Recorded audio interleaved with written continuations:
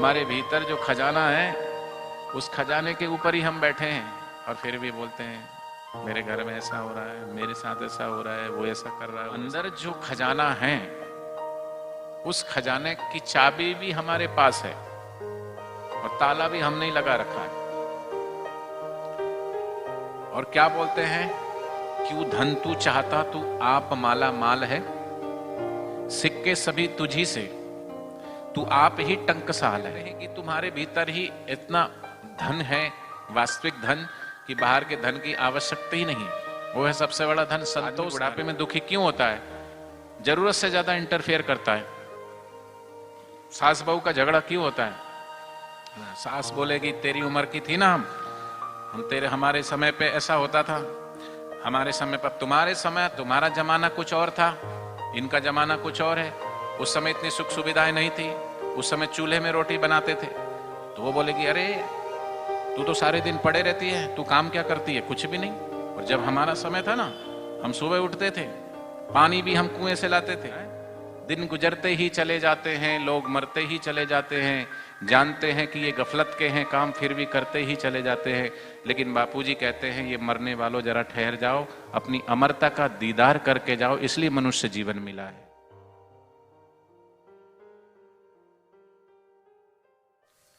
तो एक व्यक्ति ने संत के चरणों में शीश झुकाया, कहा महाराज मेरी घर की आर्थिक स्थिति ठीक नहीं है, कुछ कृपा करो। तो महाराज जी ने 4 मोमबत्ती दे दी। कहा बेटा एक मोमबत्ती जलाना, पूरब दिशा की ओर जाना, जहां मोमबत्ती बुझेगी उस जगह को खोदना, वहां कुछ मिलेगा, उससे तेरा घर का, परिवार का सब ठीक ठाक हो जाए तो दूसरी मोमबत्ती का उपयोग मत करना। जब उससे भी मन ना भरे तो दूसरी मोमबत्ती लेके फिर पश्चिम दिशा में जाना, वहां भी तो जहां बुझेगी वहां भी कुछ मिलेगा, उससे अधिक मिलेगा। तीसरी मोमबत्ती, फिर उससे भी मन ना भरे तो तीसरी मोमबत्ती जलाना और फिर उत्तर दिशा की ओर जाना, वहां फिर और अधिक मिलेगा, लेकिन उससे भी मन ना भरे तो फिर चौथी मोमबत्ती बिल्कुल मत जलाना। आया वो, पहली मोमबत्ती जलाई, गया, बहुत सारा धन मिला, लेके आया, घर की स्थिति ठीक हो गई, झोपड़ी थी मकान बना लिया, हाँ साइकिल थी मोटरसाइकिल खरीद ली। तो थोड़े दिन तो ये सब चला, लेकिन मन भर गया, अब इतने से क्या होता, तो बड़ा मकान होना चाहिए, फिर बड़ा मकान बना लिया, उससे भी मन भर गया। दूसरी मोमबत्ती जलाई और अधिक धन मिला तो थोड़ा और फैलावा कर लिया, फार्म हाउस बना लिया, बड़ी गाड़ी ले ली, लेकिन उससे भी जल्दी मन भर गया। फिर तीसरी मोमबत्ती जलाई, वहां और अधिक धन लेके आया। अब तो भैया रुपया पैसा सब कुछ तो है, थोड़ा नाम भी हो जाए तो चलो भाई चुनाव लड़ लेते हैं, किसी संस्था में जुड़ जाते हैं, कोई पद ले लेते हैं। नाम के लिए फिर भागता व्यक्ति, पैसा हो तो फिर नाम भी चाहिए। लेकिन नाम भी मिल गया, सब मिल गया, फिर भी भीतर का अगर धन नहीं है तो बाहर से आदमी भिखारी की तरह मांगता ही रहेगा। एक भिखारी रोज ऐसे भिक्षा मांगता था और स्वप्न देखता था कि मैं एक दिन बहुत बड़ा ये करूंगा, वो करूंगा, ऐसा करूंगा, ऐसा करूंगा। स्वप्न देख रहा भिखारी, बहुत बड़ा भिखारी बनूंगा। सोच वही की वही। किसी ने पूछा तुम्हारे पास एक भिखारी से कि तुम्हारी अगर लॉटरी लग जाए, तुम्हें 1 करोड़ रुपए मिल जाए तो सबसे पहले क्या करोगे 1 करोड़ रुपए का? बोले सबसे पहले मैं BMW खरीदूंगा। अच्छा उसमें क्या करोगे? बोले अभी मैं पैदल भीख मांगता हूं, BMW खरीद के फिर कार में भीख मांगूंगा। सोच वही की वही है। ऐसे ही वो भिखारी स्वप्न देख रहा है और एक दिन स्वप्न देखते ही देखते एक दिन उसकी मौत हो गई। जिस जगह बैठ के भीख मांगता था वो थोड़ा ऐसे चबूतरा सा था, तो लोगों ने उसको तो जला दिया, उसके कपड़े भी जला दिए और मिट्टी विट्टी थोड़ी लेवलिंग करने लगे। तो जब लेवलिंग कर रहे थे तो देखा कि नीचे कुछ बक्सा है, खोदा उसको तो उसमें बहुत धन था। लोगों ने सोचा ये इतना सारा धन, बताओ किसका था? बोलो, जोर से बोलो। अरे भिखारी को भी नहीं पता था कि यहां धन गड़ा है। वो भिखारी का नहीं था, भिखारी को खुद को नहीं पता था कि जहां मैं बैठा हूं यहीं धन गड़ा है। तो वो भिखारी कौन है? हम सब हैं। हमारे भीतर जो खजाना है उस खजाने के ऊपर ही हम बैठे हैं और फिर भी बोलते हैं मेरे घर में ऐसा हो रहा है, मेरे साथ ऐसा हो रहा है, वो ऐसा कर रहा है, वो ऐसा कर रही, पति ऐसा है, पत्नी ऐसी है, बच्चे ऐसे है, वो ऐसा है, ये ऐसा है, रो रहे हैं और फिर स्वप्न भी देख रहे हैं अभी तो ऐसा करेंगे, फिर ऐसा करेंगे, वो ऐसा करेंगे और फिर मांग भी रहे हैं प्रभु ऐसा कर दो, प्रभु ऐसा करो। लेकिन अंदर जो खजाना है उस खजाने की चाबी भी हमारे पास है और ताला भी हमने ही लगा रखा है। और क्या बोलते हैं, क्यों धन तू चाहता तू आप माला माल है, सिक्के सभी तुझी से तू आप ही टंकसाल है। कोई टंकसाल जो होता है, या यूं कहो कि जो जिसके पास नोट बनाने की मशीन छापने वाली हो तो वो क्या दूसरे से नोट मांगेगा? ऐसे कहते हैं कि तुम्हारे भीतर ही इतना धन है, वास्तविक धन, कि बाहर के धन की आवश्यकता ही नहीं। वो है सबसे बड़ा धन, संतोष धन। गोधन गज धन और रतन धन खान, जब आवे संतोष धन सब धन धूरी समान। लेकिन उस धन को, उस खजाने को खोलते ही नहीं है।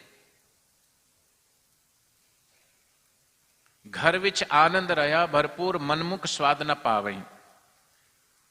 नानक जी कहते हैं कि हम इस देह रूपी घर के भीतर जो परमात्मा वस रहा है उसके भीतर ही हमारा प्रवेश नहीं होता।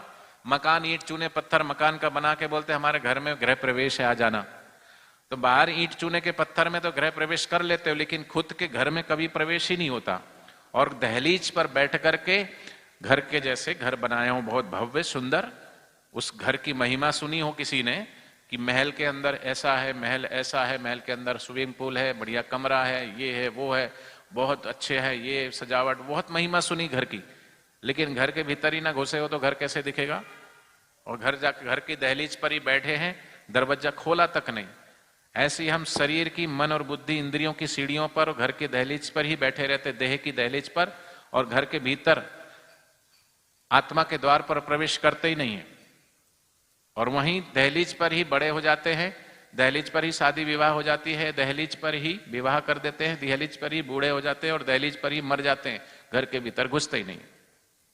घर अर्थात अपने भीतर के घर। हम बोल देते हैं कि हम तो गृहस्थी हैं। 4 प्रकार के लोग बोलते हैं ना, एक होता है ब्रह्मचारी, दूसरा होता है गृहस्थी, तीसरा होता है वानप्रस्थी और चौथा होता है सन्यासी। 4 आश्रम हैं, ब्रह्मचर्य आश्रम, गृहस्थ आश्रम, वानप्रस्थ आश्रम और संन्यास आश्रम। तो वास्तव में ब्रह्मचर्य आश्रम किसे कहते हैं? बोले जिसने शादी नहीं करी वो ब्रह्मचारी। ऐसा ही बोलो ना, बरोबर? तो जिसने शादी नहीं करी वो ब्रह्मचारी नहीं है, वो कुंवारा है। शादी ना करने से कोई ब्रह्मचारी नहीं होता, कुंवारा है। ब्रह्मचारी अर्थात जिसकी ब्रह्म में चर्या है, जिसमें ब्रह्म में जो विचरण करता है, रहता है, वो ब्रह्मचारी। तो नानक जी ब्रह्मचारी 2 बच्चे होते हुए, कबीरदास जी ब्रह्मचारी 2 बच्चे हुए, जिसकी ब्रह्म में चर्या है। फिर बोले हम तो गृहस्थी है महाराज जी।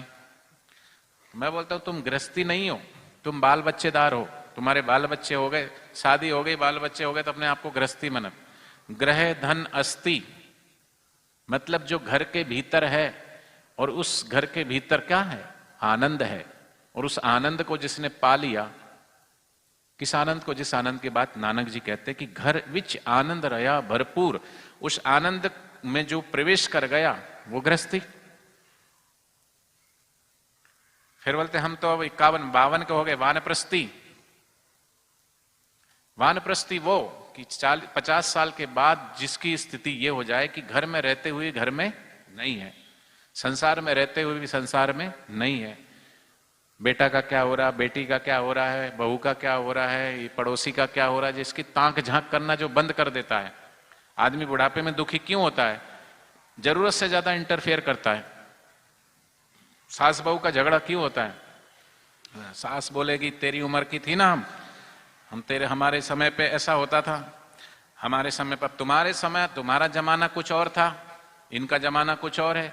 उस समय इतनी सुख सुविधाएं नहीं थी, उस समय चूल्हे में रोटी बनाते थे। तो वो बोलेगी अरे तू तो सारे दिन पड़े रहती है, तू काम क्या करती है? कुछ भी नहीं। और जब हमारा समय था ना, हम सुबह उठते थे, पानी भी हम कुएं से लाते थे, गोबर का पोछा लगाते थे, तुझे तो फर्श पक्का मिल गया, गोबर का लीपण करते थे, चौक पूरते थे, ऐसी ऐसी दुहाइयां देगी।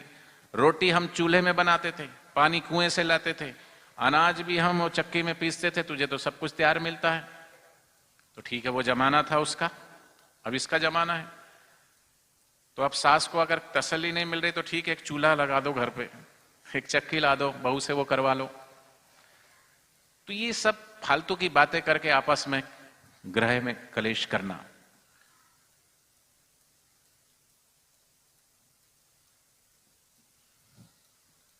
नारायण नारायण। तो उसने तीसरी मोमबत्ती जलाया और वो गया उधर, अधिक धन मिला, आ गया। अब उसको भी भोग करके पा करके, और एक समय ऐसा आया कि उससे भी मन जल्दी भर गया। अब सोचने लगा ये चौथी मोमबत्ती है, अब इसका भी उपयोग करना चाहिए, लेकिन गुरुजी ने मना किया है। फिर सोचने लगा जब उपयोग ही नहीं करना तो दिया क्यों? अगर 3 का ही उपयोग करना था तो चौथी क्यों दिया? मतलब इसका भी उपयोग ही करना, लेकिन मना क्यों किया? फिर आदमी अपनी बुद्धि से अपने हिसाब से, अच्छा इसलिए मना किया होगा, चौथी मोमबत्ती का जो खजाना है वो खुद के लिए रखना चाह रहे होंगे। अरे मूर्ख खुद के लिए क्यों रखेंगे? रखना होता तो तुझे बताते क्यों? लेकिन जो संत हमें मना करे किसी कार्य के लिए, अगर उनकी आज्ञा की अवहेलना करते हैं तो फिर दुख पाते हैं। तो एक दिन उसने उठाई ली चौथी मोमबत्ती, जला के निकला दक्षिण दिशा की ओर, चलते चलते चलते चलते अधिक दूर गया जंगल की तरफ। जहां मोमबत्ती बुझी वहां खोदा तो जरा चौड़ा अच्छा सा एक लोहे का वो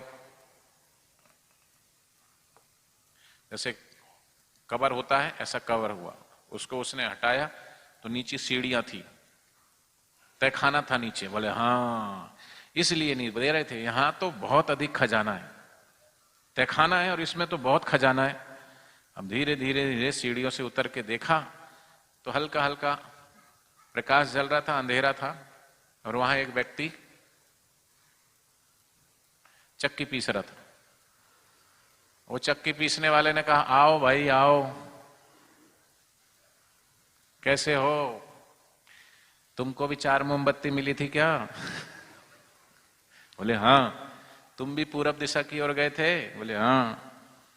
फिर उससे मन तृप्त नहीं हुआ तो फिर दूसरी मोमबत्ती जलाई होगी? बोले हाँ। फिर उसके भी तृप्त नहीं हुआ तो तीसरी जलाई होगी? बोले हाँ। अब चौथे के चक्कर में यहां पहुंच गए? बोले हाँ। बोले आओ फिर। उसको पकड़ा दिया और वो चला। बोले क्या हुआ? अब तू यहां से नहीं उठ सकता, तू चिपक गया इससे। अब तेरे और मेरे जैसा तीसरा मूर्ख आएगा ना, तब तेरा नंबर आएगा उठने का। जयराम जी की गुरुजी ने मना किया था ना? बोले हाँ। तो फिर क्यों आया? मुझे भी मना किया था। तो उस पे हमें हंसी आ रही, लेकिन हम सब वही कर रहे हैं। दिन गुजरते ही चले जाते हैं, लोग मरते ही चले जाते हैं, जानते हैं कि ये गफलत के हैं काम, फिर भी करते ही चले जाते हैं। लेकिन बापूजी कहते हैं ये मरने वालों जरा ठहर जाओ, अपनी अमरता का दीदार करके जाओ, इसलिए मनुष्य जीवन मिला है।